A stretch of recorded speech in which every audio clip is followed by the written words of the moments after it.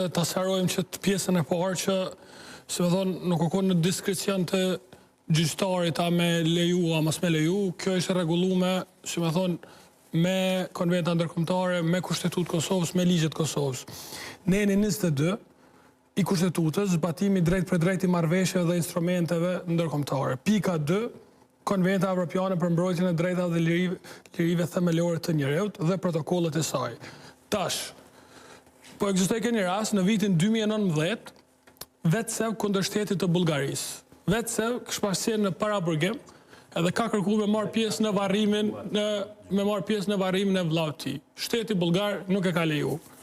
Gjykata ndërkombëtare e drejtësisë ka vendosur që vetëse ka pas të drejtë, edhe në këtë rast o shkel neni 8 i Konventës Evropiane për drejtat e njerëzit, mas aksesht e drejta për respektimin e jetës private dhe familjare.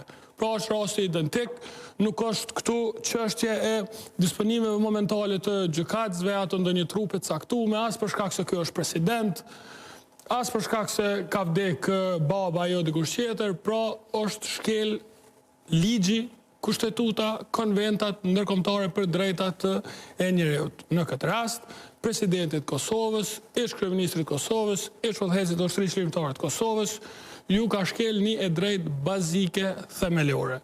Kjo është sipas ligjeve. Pikë. E dyta, përkundër këtij konfirmimit shkeljes ligjeve, akoma nuk kemi asnjë opinion, vlerësim, as më pak veprim të shtetit të Kosovës, i cili udhëhiqet nga një qeveri që e ka pas postulat kryesor punë dhe drejtësi. Se nganjëherë, përkundër se kjo është e Kosovës, është Kushtetutë Kosovës, gjykata speciale ka tendencë mu trajtu si një trup i huaj, nuk është e vërtetë. Pra nëse qeveria e Kosovës ka ardhur për punë dhe drejtësi, është shembull eklatant qysh nuk ka reagu ku kemi shkelje të drejtave themelore dhe lirive të njerëzit. Kjo tash e para, po mdoket muhabet shterp nëse diskutojmë vazhdimisht që gjykata është pajisë me dokumenta nga Serbia, që akta akuza është kot, që shkelen vazhdimisht atë të drejtat e njerëzve. Paramendojeni, është një rast Jakub Krasnisi nuk e kam pas lënë me hi në gjykatore se e ka pas kravatën kuqeze. Pro ka pas edhe raste të tilla. Nasimi din më mirë edhe mundet me na tregu edhe aty mrena atmosfera që është komplet anti-shqiptare, po edhe anti-shtetërore në raport me Kosovën. Tash ti çka duhet me bë, sipas menimit tim në këtë rast, se kjo është e konfirmuar, nuk e besoj që ekziston njëri në Kosovë që menon tash gati 2 vitet e fundit që gjykata speciale ka me sjell drejtësi. Se prej fillimit kjo veç nuk ka qenë padrejtësi në raport me të paraburgosunit. Kjo ka qenë padrejtësi në raport me viktimat konkrete, me familjarët e viktimave, që po është i qarë, që këtu nuk ka, si me thonë, jo del të drejtësisë, po as intens për me shpalos drejtësi.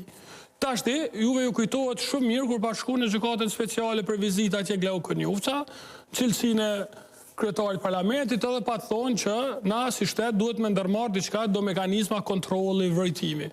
Që shedini ju, kam jetë me qatë deklarat, shteti Kosovës nuk ka ndërmarrë kur gjonë në qatë drejtim.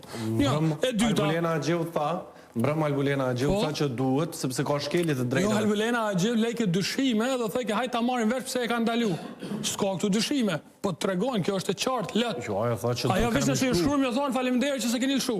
Se nuk e di për shka ka më shkru, se kjo është e qartë. E dyta, që 4 vjetë, përkundër se kemi pa drejtësi që si me thonë hapësirën e dyshimit për plot njerëz që kanë thonë nështë ta vendos gjykata speciale drejtësi, ja kemi lënë për një periudhë caktuar. Pe 2015-ës deri në 2020-ën, që deri në 2021-ën, lejave, hajde ta këshyrim nështë ta vendos drejtësi. U konfirmu tashmë që s'ka drejtësi atje. Në secilin deg, në secilin sektor, në secilin seancë, ka mujtë më pa kjo. Që 4 vjet nuk ekziston asnjë takimi, asnjë lideri të Kosovës në arenën ndërkombëtare ku e ka përmend gjykatën speciale. Se keni parasysh, buxhetin kësaj gjykate ja siguron Bashkimi Evropian, një pjesë të vogël SBA, Turqia, Zvicra e kështu me radhë.